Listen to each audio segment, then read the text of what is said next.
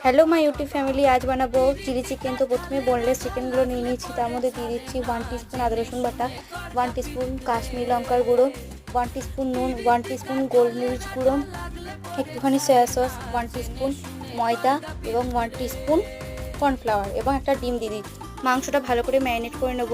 তারপর কড়াইয়ে সাদা তেল দিয়ে চিকেনগুলো ভালো করে আমি ভেজে নেব। ভাজা হয়ে গেলে আমি একটা প্লেটে পেঁয়াজ, ক্যাপসিকাম এবং লঙ্কাগুলো ভালো করে কেটে নিয়েছি।